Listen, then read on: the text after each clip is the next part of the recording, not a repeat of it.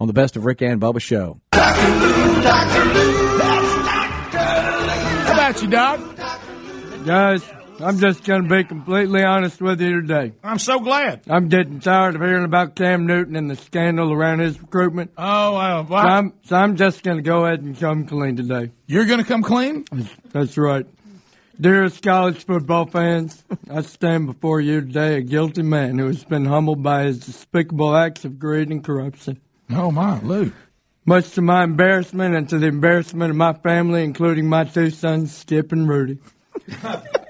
I must let go of the baggage that I've been carrying since last year. It was March of 2009 when I met Cameron for the first time. And I don't know what it was about him, but there was a twinkle in his eye and a sparkle in his smile that had me at hello. I'll never forget the first time our eyes met under the Golden Dome. His skin like decadent symphony milk chocolate. His eyes like a magnetic force, and his smile as contagious as Magic Johnson's, no pun intended. It was like something out of a TNT movie. Then I spoke. Cam, do you have a map? He replied, no, but you need one because you're lost in my eyes. This reaffirmed everything I had already known for 7 seconds. I was falling hard for this eye candy they called a quarterback. As you can imagine, a guy like this doesn't come along very often, so I knew I had to be on my A game in order to lure him to South Bend to be with me forever. I recall that same day in late December as we sat under the Touchdown Jesus mural. We watched the sunset in that crystal blue South Bend sky and talked about everything from our celebrity crushes to our leprechaun fantasies. He even opened up to me about his relationship with Rihanna and why it didn't work out. From what I gathered, it was raining on a rather chilly day, and he went to take shelter from the precipitation with her. Rihanna was extremely comfortable when he did this. She angrily replied, "Get out from my umbrella, Ella, Ella, out from my umbrella, Ella, Ella, This is when I knew that Cam was hurting immensely from the scars left from this rejection. Right. But up to this point, I knew deep down in my heart that it was wrong for me to get so personal with a recruit. But it felt so right, I just knew it couldn't be wrong. So Cam and I decided to spend that evening visiting with one another, and I invited him to Lou's lair. And on our way home, we stopped at Winn-Dixie to get some ingredients for my signature Irish stew. This is when one thing led to another, and Cam was nowhere to be found. And what happened next was so monumental that my buddy Dan decided it was worth recording the music.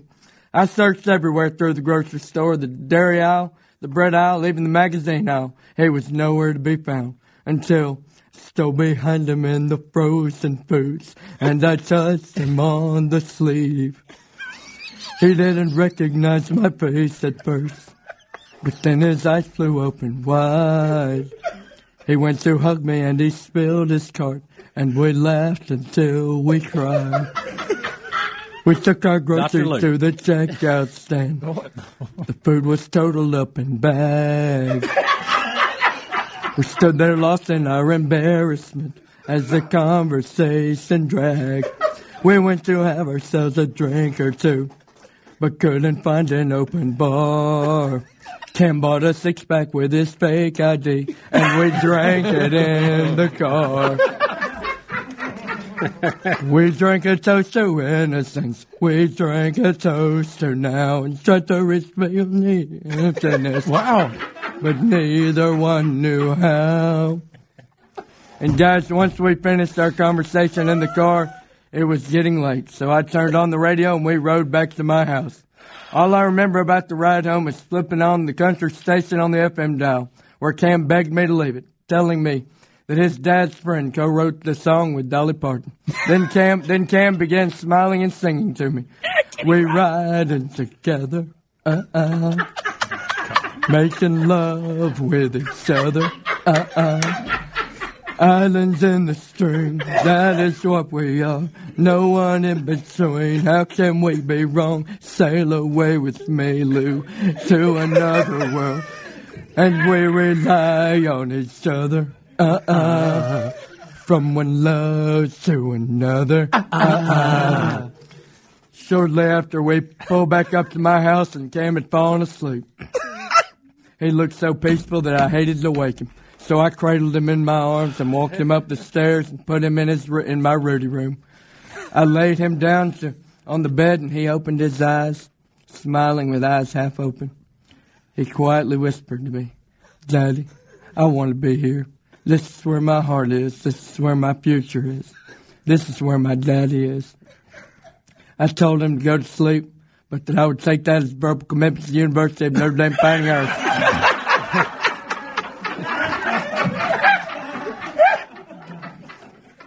I kissed him on the forehead and said, "Good night, son." I went back downstairs to go fill up my car with gas at the convenience store down the road. And as I arrived at the convenience store, I stood at the pump and finished gassing up my green and gold smart car. Freezing cold, I skipped inside and grabbed a candy bar and a Coke, put it on the counter. That's when things got out of hand. Uh-oh. Before I reveal this information, I just want my family and friends to know that I apologize for the mistakes that I have made to bring me to this lowly point. I am ashamed. As I laid my snacks on the counter, I felt a hand on my shoulder and a low, commanding voice said, "Does thou have a Butterfinger on the counter?" Frightened, I turned and saw a reverend wearing a T-shirt, simply said, "The Diesel." Oh, my God. He then said, "You know that candy bar isn't going to get my son to come here to the University of Notre Dame, don't you?" I didn't know what to say, so I swallowed and waited for him to speak again, and he did. Coach, the deal was outlined very clearly in our text messages. I asked for $100,000 and 12 ounces of Coke if you wanted Cameron to suit up in the green and gold. I didn't know what to do. Frankly, I panicked under the pressure. I went and grabbed $100,000 from the candy bar rack and a 2-liter Coca-Cola, put it on the counter. Then the Reverend looked at me and said, "You're making me smile, Lou, which means my son is yours."